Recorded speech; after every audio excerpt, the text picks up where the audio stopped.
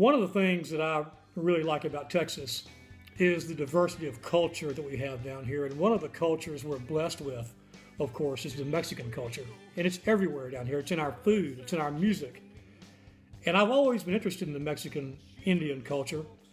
Even before I moved down here, I, like a lot of people, went through my Carlos Castaneda phase where I read his first 3 books and tried with only very limited success to understand the teachings of Don Juan Matus. And when I came down here, I was very interested in continuing to explore the culture. First friends I made down here was a girl whose parents had immigrated from Mexico and her grandparents still lived there. And it turns out that her grandfather was at least part Yaqui. He was a Yaqui Indian.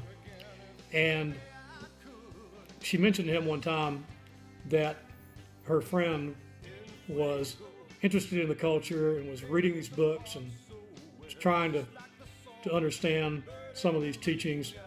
And he laughed and he said, "Look, all that's horseshit." He said, "It's just an excuse to drink mezcal and chew peyote."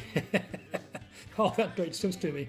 That was much easier to understand than laying around on my porch and trying to find my spot, which I've never really found. So anyhow, I've always been interested in the culture, and we were trying to come up with ideas for songs for the new record. I wanted to do a song that was influenced by the Mexican culture. And so I came up with the idea of En Fuego. En Fuego were the words that came to me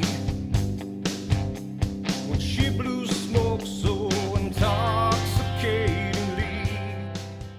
And so the first verse kind of sets up the tone that if you play with fire, just to get to that metaphor, you're going to get burned, and sometimes, it's you that's going to get burned, and sometimes it's hard to know that you're getting burned. You don't see things, and we all have friends who do things that we don't fully understand, and we think it's crazy, and we don't know why they keep doing the same thing over and over and over. But when it's you, sometimes it's hard to know that.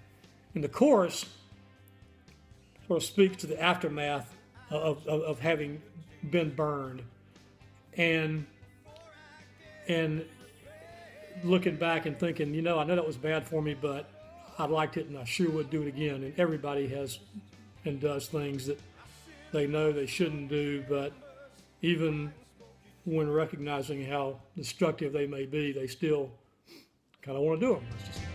I sit lost among the embers, crying smoky tears,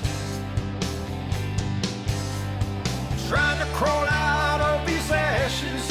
It's become too clear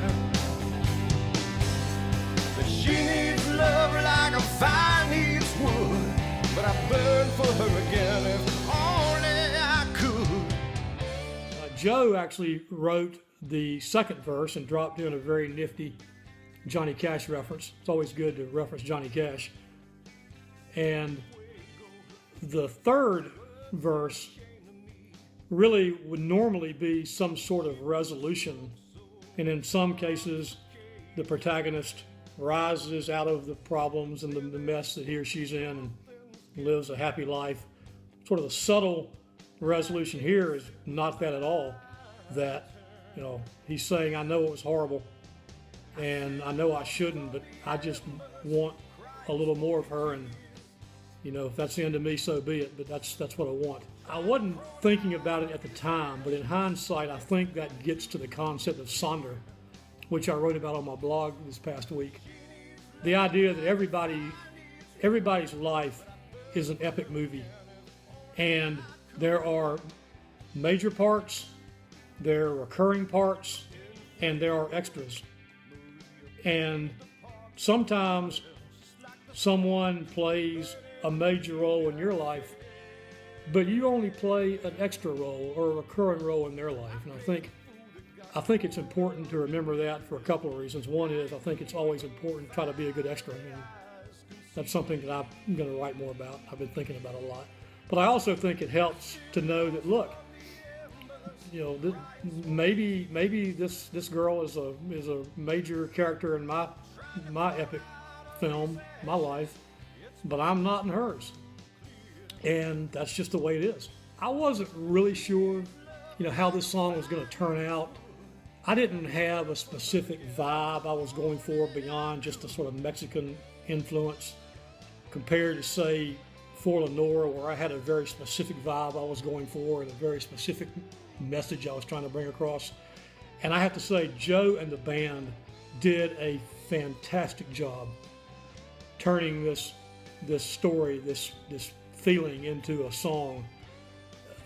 The acoustic guitar at the beginning of this song, which leads off the record, I don't think that is an accident. I don't think it has anything to do with my story. I think that acoustic guitar that leads off this song is wonderful. Reason enough to go listen to the song when it comes out. But anyway, they did a great job with it, and it turned out great. And it's a little bit of a tribute to the great Mexican culture we have here in Texas and elsewhere. This record comes out on April the 1st, and I've heard it. Once again, I'm not saying it because I played a small part in it. This is a great record. I've been listening to it a lot over the last week or two. And so when it comes out, go buy it, tell your friends about it. You'll be happy you did because it's good. And again, En Fuego is the first song on the record. It'll let you immerse yourself for a moment or two in both the classic Mexican culture as well as the sort of classic romantic notion of longing and loss. And it's a great way to start a great record. We will talk one more time before the new record comes out. We're going to do the backstory for Ghosts, and I'll talk to you then. But until then, this is Kent Newsome coming at you from Rancho Donato, Texas. Have a fantastic day, great week. Peace.